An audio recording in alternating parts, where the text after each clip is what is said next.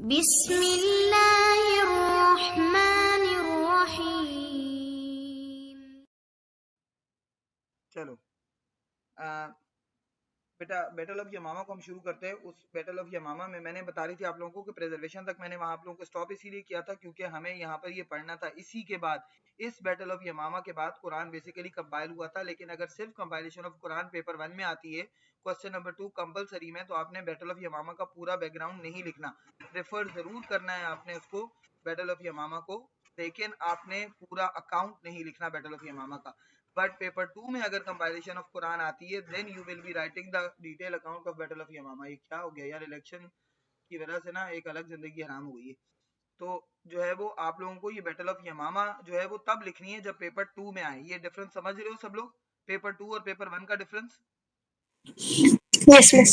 Ji compilation of miss. Quran paper 1 में भी आ सकती है और पेपर 2 में भी आ सकती है। पेपर 1 में it can come under compulsory question, यानी question number 2। There you are not suppose to write the complete account of battle of Yamama. वहां आपने बैटल ऑफ यमामा का पूरा अकाउंट नहीं लिखना, राइट? वहां आपने, यानी पेपर 1 में क्वेश्चन नंबर 2 में आपने बैटल ऑफ यमामा का पूरा अकाउंट नहीं लिखना। You just need to refer it to the battle of Yamama, right? But when it comes in paper 2 under the question number 3 4 5, यानी राइटली गाइडेड कैलिफ में जब आता है कंपाइलेशन ऑफ कुरान, आ चुका है multiple times, they are giving compilation and standardisation both, क्योंकि compilation and standardisation rightly guided caliph का पार्ट है या नहीं है? है मिस। बताओ, है ना? क्योंकि Hazrat Abu Bakr was the one who compiled the Quran in a form of a book in Musaf Hafsa, and Hazrat Usman रज़ियल्लाहु ताला अन्हु was the one who compiled who standardized it. तो ये आप लोगों को पता होना चाहिए कि पेपर 2 में जब क्वेश्चन आता है तो फिर उसमें आपको डिटेल लिखनी होती है इन बैटल्स की भी और इन सारी चीजों का बैकग्राउंड। बट पेपर 1 में आएगा तो दैट इज अनदर सिनेरियो। इन दोनों का डिफरेंस समझ के आंसर ठीक हो गया। अब आते हैं बैटल ऑफ यमामा के एक्चुअल इवेंट्स की तरफ। देखो, सज्जा तक कहानी हमने पढ़ ली थी, अब बैटल ऑफ यमामा शुरू होती है।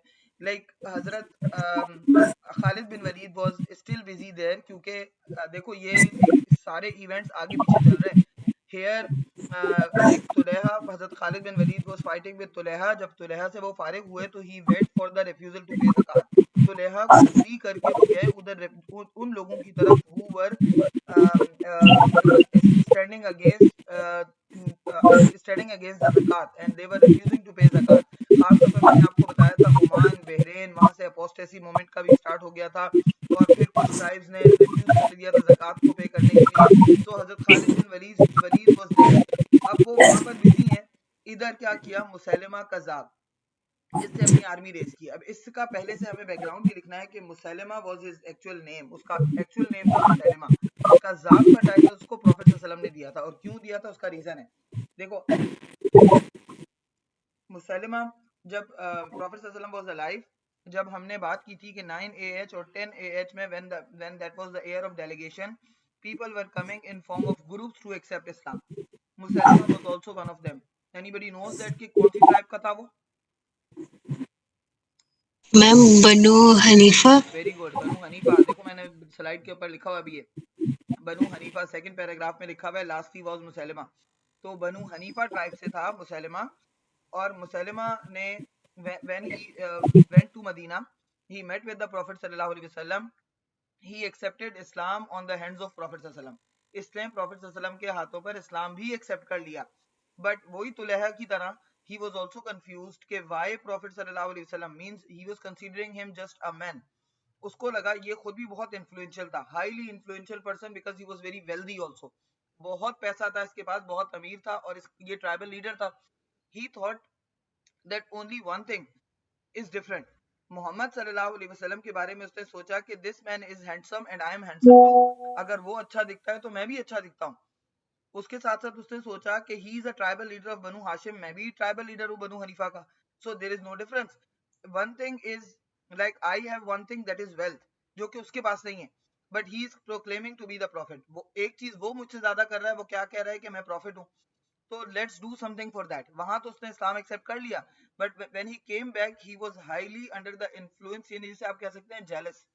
He was jealous with the personality of the Prophet sallallahu alaihi wasallam and the way people were loving him. He decided to have a negotiation with Prophet sallallahu alaihi wasallam. उसने सोचा कि मैं Prophet sallallahu alaihi wasallam से एक negotiation करता हूँ, एक discussion करता हूँ through letters.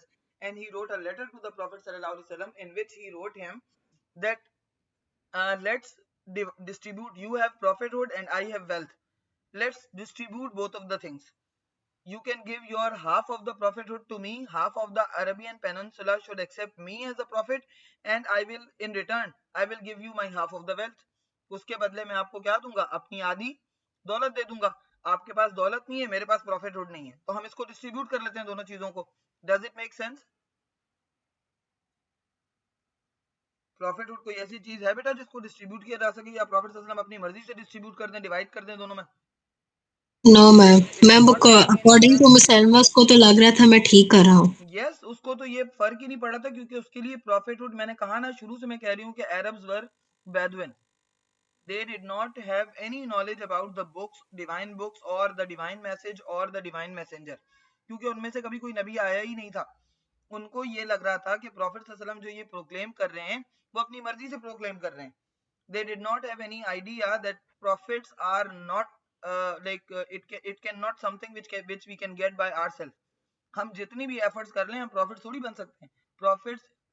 Prophethood is a gift which is given by Allah only.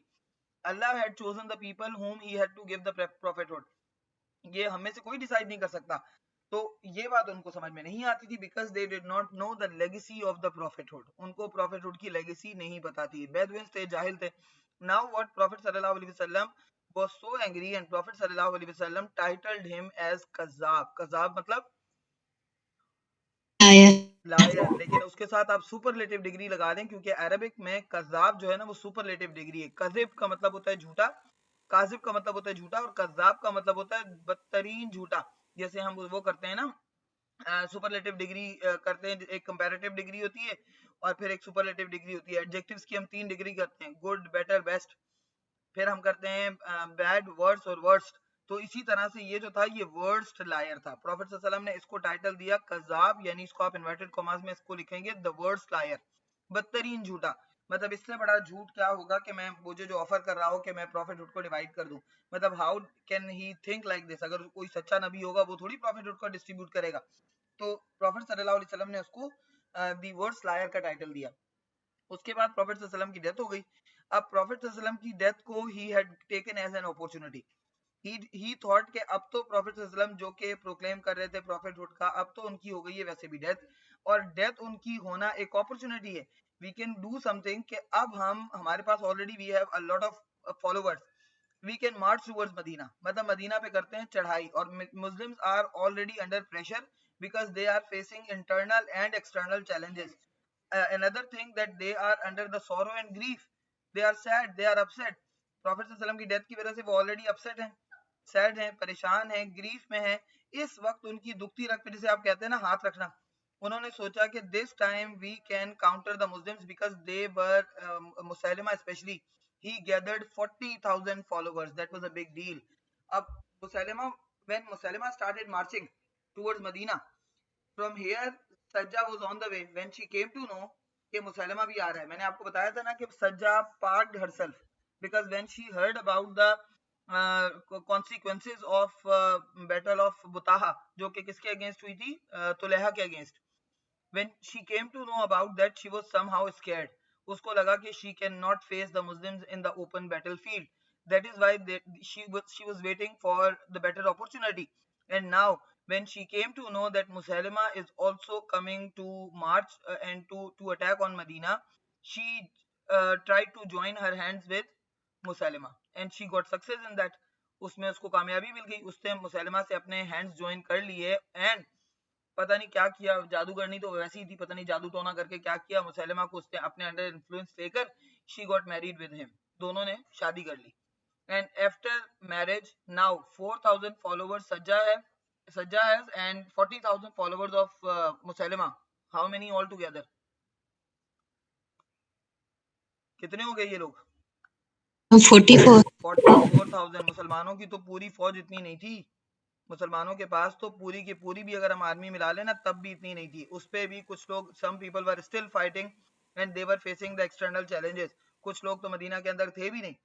So when Hazrat Abu Bakr radiallahu ta'ala anhu came to know about their march, Hazrat Abu Bakr prepared an army of around 4 to 5,000. इसके number unclear हैं, लेकिन कुछ लोग कहते हैं, ज्यादातर traditions में आता है कि 4 to 5,000 थे.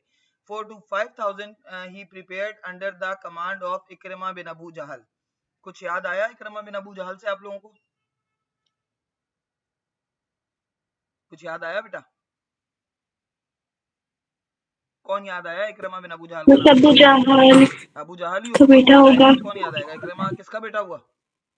अबू जहल का। अबू जहल का बेटा था. आप लोगों को पता है, अभी हम हजरत उस्मान की खिलाफत में भी पढ़ेंगे. आप लोगों ने अगर स्कूल में हजरत उस्मान की खिलाफत पढ़ी हो तो उनमें से एक गवर्नर अब्दुल्ला बिन साद भी थे, जिनकी वजह से इशू हुआ था, और लोग कह रहे थे कि अब्दुल्ला बिन साद को हटाकर अबू मोहम्मद बिन अबू बकर को गवर्नर बना दें. पढ़ाइए स्कूल में किसी ने? जी। किसने पढ़ा है? कौन कह रहा है जी? फातिमा? मैं पढ़ आमना। हाँ, आमना ने पढ़ा होगा. और फातिमा तुमने पढ़ा? हजरत उस्मान पढ़ लिया बेटा? जी मैंने। तुम्हें कौन पढ़ाता है? फातिमा मिस अकबर अली पढ़ाती हैं? यस।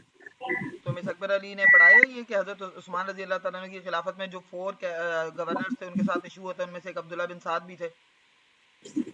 हाँ उन्होंने बताया था। बताया होगा ना ये. और सीरत आपके स्कूल में भी पढ़ाया होगा बेटा? या मैम.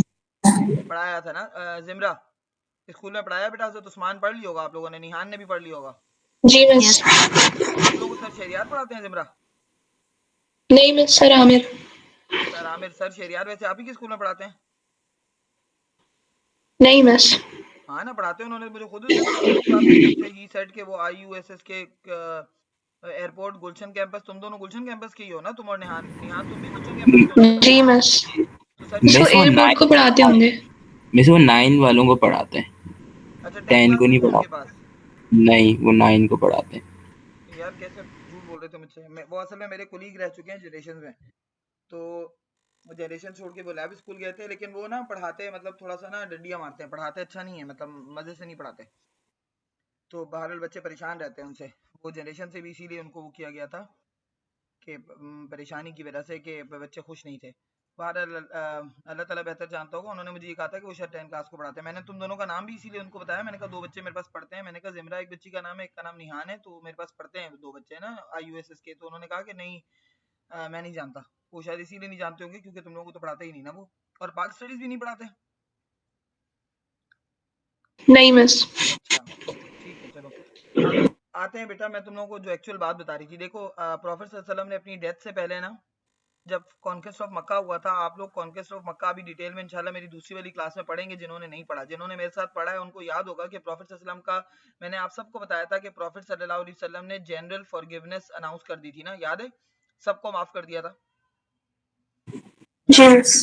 लेकिन आपको पता है कि 4 लोगों को प्रॉफेट सल्लल्लाहु अलैहि वसल्लम ने माफ नहीं किया था. 4 पीपल को. उन 4 लोगों के बारे में प्रॉफेट सल्लल्लाहु अलैहि वसल्लम ने कहा था कि kill them even you will find them with the cover of the Kaaba.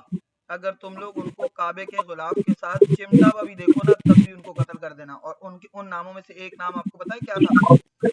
Ikrima bin Abu जहल और अब्दुल्ला बिन साद, जो कि हजरत उस्मान के कजन भी थे. और हजरत उस्मान की खिलाफत में आपको याद होगा कि फसाद उनकी वजह से भी क्रिएट हुआ था, फितना उनकी वजह से भी बना था. तो Ikrima bin Abu Jahl was also one of them, और ये Abdullah bin Saad was also one of them.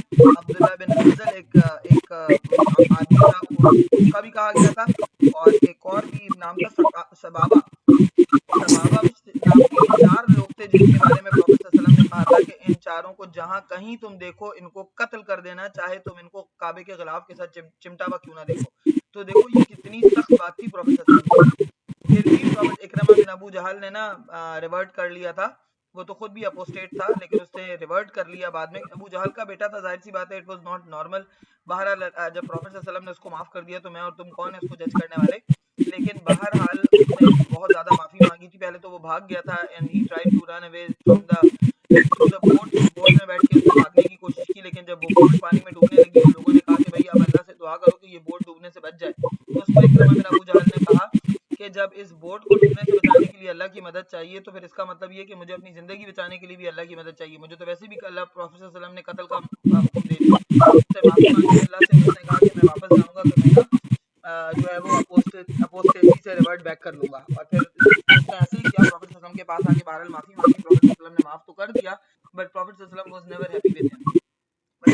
होते हैं ना जिनसे आप कभी खुश नहीं होते, जबकि प्रॉफेट सल्लल्लाहु अलैहि वसल्लम ग्रजेस नहीं रखते थे, उनकी मोहब्बत भी अल्लाह के लिए थी, उनकी नफरत भी अल्लाह के लिए थी। लेकिन बहरहाल ये कुछ लोग थे, आगे हजरत उस्मान की खिलाफत में आपको रीजन नजर आएंगे कि क्यों हजरत प्रॉफेट सल्लल्लाहु अलैहि वसल्लम ने ऐसा किया था, उसको हम पढ़ेंगे इंशाल्लाह। बहरहाल ये चारों नाम दिमाग में रखना। अब इकरमा बिन अबू जहल को कमांडर बनाकर हजरत अबू बकर ने भेजा, क्योंकि ही वाज अ वॉरियर। हमें वॉर में ईमान की जरूरत तो होती है, लेकिन आपको वॉर स्किल्स की भी जरूरत होती है। तो इकरमा बिन अबू जहल को इसलिए भेजा, लेकिन इकरमा बिन अबू जहल ने वहां जाकर फिर एक गलती की कि he when Hazrat Abu Bakr send them from Medina, Hazrat Abu Bakr instructed them that do not launch an attack, you are only supposed to stop them। यानी आपको हजरत खालिद बिन वलीद के आने तक आर्मी को स्टॉप करना है कि वो मदीना के अंदर एंटर ना हो सके, but you are not suppose to launch an attack. आपको अटैक लॉन्च नहीं करना, बिकॉज देखो उनके साथ इकरमा बिन अबू जहल के साथ कितने लोग हैं, how many people are there, 4 to 5,000. Around 4 to 5,000, जबकि मुसैलिमा के साथ कितने हैं, 44. 44,000। It does not make any sense to launch an attack, क्योंकि आप उनको कॉम्पीट नहीं कर सकते। But Ikrima bin Abu Jahl when reached at Yamama, he just forgot or ignored the instructions of Caliph Hazrat Abu Bakr and he launched an attack। उन्होंने attack शुरू कर दिया। कुछ लोग कहते हैं कि वो इतने ओवरवेलमिंग थे या इतने ओवर कॉन्फिडेंट थे कि उन्होंने ये सोचा ही नहीं कि क्या कॉन्सिक्वेंसेज हो सकते हैं, and he launch an attack and the result and as consequences the army was pushed back। अब क्या हुआ, जाहिर सी बात है उनके लोग ज्यादा हैं, multiple Muslims martyred in this, बहुत सारे मुसलमान शहीद हुए, and Muslims had to retreat from the battlefield से मुसलमानों के पैर उखड़ गए और उनको वापस भागना पड़ा। when Hazrat Abu Bakr came to know that the army of Ikrima bin Abu Jahl had to face this fate, he sent another battalion। उन्होंने 4 to 5,000 लोगों की एक और बटालियन भेजी under the command of Shurahbil Hasana. He was another commander. Shurahbil Hasana के बारे में ऐसी कोई बात नहीं है, he was a very loyal Muslim. When he reached there, so he was compelled to launch an attack because Ikrima bin Abu Jahl जो गलती कर चुके थे, Hazrat Shurahbil Hasana had to face that, उसको फेस करना था, क्योंकि जंग तो छिड़ चुकी थी। How you can stay back from the war, आप वहां पर पहुंच जाएं और आप वॉर से पीछे रहें, ये पॉसिबल नहीं है ना, it is not practical. When they reach there they had to launch an attack and they had to face the same fate. Shurahbil Hasana जो है वो इस बैटल में इवन के ही गॉट मार्टर्ड, और जो है वो उनके अलावा भी मल्टीपल मुस्लिम्स मार्टर्ड। उसके बाद खालिद बिन वलीद फाइनली आए। Now Khalid bin Walid came, of course he was coming back from another battle and he had 13,000 people with him। how many? 13,000. 13 बेटा, 30 नहीं बेटा, हम ना 13 जी मिस 13. ठीक है, बाकी लोगों को भी पता होना चाहिए 13। अब ना वहां हजरत खालिद बिन वलीद जब आए तो मैदान जंग का तो नक्शा बिल्कुल ही बदला है। Muslims were multiple Muslims were martyred, मुसलमानों की डेड बॉडीज पड़ी हुई हैं, and the people of Musaylima Kazzab they were overpowering the Muslims and multiple Muslims were like running in the chaos and the panic। Hazrat Khalid bin Waleed ने वही अपनी strategy use की जो वो करते हैं, किसको टारगेट करने की,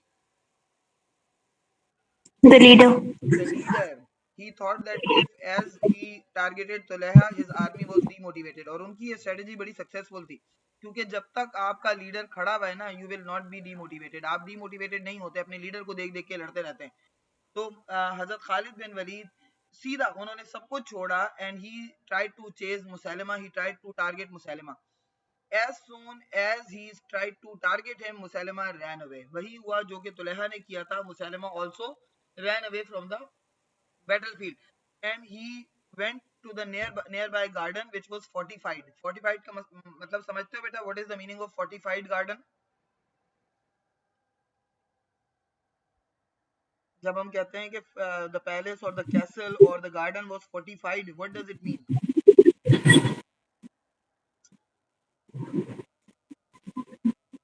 क्या मतलब होता है बेटा, fortified का क्या मतलब है? Any idea or no? No? बस शायद लंबी दीवारें खड़ी होगी। हाँ, मतलब गार्डेड होता है। फोर्टिफाइड का मतलब होता है ईदर विद द वॉल्स और विद द बिग गेट्स, जैसे बड़े बड़े दरवाजे होते हैं लोहे के, इस तरह के गेट्स, और मे बी मल्टीपल गार्ड्स। इसका जब वॉल्ड होता है, जैसे ताइफ था वो वॉल्ड सिटी था, तो वॉल्ड का मतलब तो दीवारें ही हैं, मतलब उसके ताइफ की सराउंडिंग में वॉल थी। लेकिन ये फोर्टिफाइड जब कहते हैं हम, तो इसका मतलब होता है कि इधर there were the gates, big gates, iron gates, जिसको क्रॉस करना पॉसिबल ना हो, इधर वॉल्स और द गार्ड्स, या फिर इतने मल्टीपल गार्ड्स हों कि जिनको क्रॉस करना पॉसिबल ना हो। अब क्या हुआ कि when he reached to that garden, he took the refuge in that garden, उस गार्डन के अंदर जाकर उसने शेल्टर ले लिया। he had multiple guards. Hazrat Khalid bin Walid attempted multiple times but he could not target मुसैलिमा। Hazrat Khalid bin Waleed मुसैलिमा तक पहुंच ही नहीं पा रहे थे। he had strong guards, मुसैलिमा के strong guards थे, and they were many in number, बहुत ज्यादा थे। उधर पीछे क्या हुआ कि जब खालिद बिन वलीद मुसैलिमा को जब उन्होंने इधर भगा दिया, तो उधर जो पीछे आर्मी है, दे गॉट डिमोटिवेटेड और नॉट, उन्होंने ये सोचा ना कि he our leader, our prophet had left us in the open battlefield, कि हमें ओपन बैटलफील्ड में छोड़कर हमारा नबी और हमारा लीडर खुद भाग गया, कहां पर, फोर्टिफाइड गार्डन में। So this is not like something which will be acceptable. नबी तो ऐसा नहीं होता, चलो लीडर मान भी ले ऐसा होगा, but Nabi can not be like this, profit can not be like this, ये गलत है, हमारे साथ जाती हो रही है। इस चीज को देखकर army was demotivated and somehow Muslims started overpowering them. अब मुसलमान उनको ओवरपावर करना शुरू हो गए, बट वहां मुसैलिमा को मारना मुश्किल हो रहा था। आपको पता है कि उस गार्डन को बाद में गार्डन ऑफ डेथ या गार्डन ऑफ ब्लड का भी नाम दिया गया था, बिकॉज उस गार्डन के अंदर इतने गार्ड्स मुसैलिमा के और Muslims also, many Muslims were martyred and many guards of Musaylima martyred, कि उस गार्डन के अंदर इतना ज्यादा खून भर गया था कि the feet of Muslims were sinking in the blood, यानी इंसानों के खून में ना उनके पैर सिंक हो रहे थे, डूब रहे थे पैर, इतना ज्यादा खून जमा हो गया था। ये आगे एक और खूनी जंग भी होगी हजरत उमर की, उसमें वो भी उसमें लोग अपने ही खून में डूब के मरेंगे, मतलब इस तरह की, क्योंकि देखो ये जंगें होती थी तलवारों से, और जब तलवार आप चलाते हैं तो फिर तो खून तो बहता है बहुत ज्यादा, और वो इतना ज्यादा ब्लड था उस गार्डन के अंदर कि many people were sinking in their own blood. अब फाइनली क्या हो रहा था कि हजरत Khalid bin Walid, all the attacks of the Khalid bin Walid were failed, सारे अटैक उनके जो है वो फेल चले गए। समझ नहीं आ रहा था कि how to deal with it. Now the turn has come. हजरत खालिद बिन वलीद के साथ एक और बंदा चेस करते हुए गया था, वो था वहशी बिन हर्ब। याद है बेटा, वो वाज वहशी बिन हर्ब? हजरत हमजा का कहना। हाँ, the one who had killed Hazrat Hamza, not only killed but he split his chest and took out his liver, plus he mutilated Hazrat Hamza's body. याद है? Yes Wahshi miss. Bin Harb याद है बेटा आप लोगों को? Seerat, Zimra, Nihan, Fatima, yes miss. Yes miss. कि उसने किस याद है तरह मिस। से वहशी बिन हर्ब को हायर किया था हिंद ने बैटल ऑफ ओहद में, और अभी हम battle of Uhud 3rd year of Hijra में पढ़ेंगे उस वाली क्लास में, तो फिर उसको याद करना तुम लोग। That time he was not a Muslim. Hind bought him, Hind ने उसको खरीदा था, and Hind appointed him for targeting Hazrat Hamza, because he was expert in what,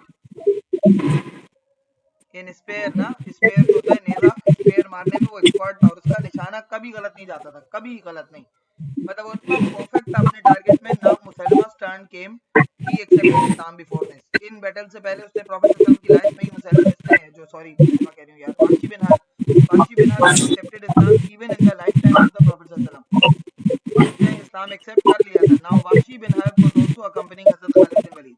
When Wahshi bin Harb saw that Hazrat Khalid bin Walid can't reach near to Musaylima, so how to attack him?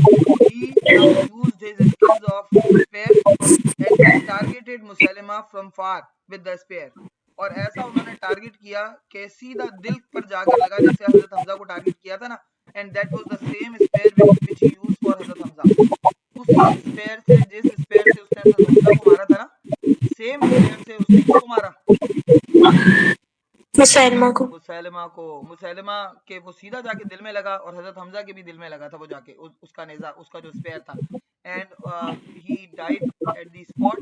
Then Wahshi said, Allah had given me this opportunity that I could kill Allah's enemy with the same spear with what I had killed Prophet sallallahu alaihi wasallam's uncle and his brother, क्योंकि हजरत Hamza Prophet sallallahu alaihi wasallam के poster brother भी थे और उनके uncle भी थे ना, तो प्रॉफिट सल्लल्लाहु अलैहि वसल्लम को हजरत हमजा की डेथ का और उनके मार्टरडम का इतना अफसोस था, बहुत रोए थे प्रॉफिट सल्लल्लाहु अलैहि वसल्लम। एंड लेटर ऑन जब हजरत आयशा ने प्रॉफिट सल्लल्लाहु अलैहि वसल्लम से एक बार पूछा कि what are the worst days of your life. तो प्रॉफेट सल्लल्लाहु अलैहि वसल्लम ने आपको पता है कौन से 2 डेज का जो है वो कोट किए थे? The day of Taif and the day of Uhud. उनकी लाइफ में तो और भी कितने मुश्किल दिन आए हैं, बट उन्होंने कोट कौन से किए? डे ऑफ ताइफ, क्योंकि उनको उस दिन उनको बहुत ज्यादा ह्यूमिलिएशन फेस करना पड़ी थी जो उन्होंने कभी नहीं की। और दूसरा द डे ऑफ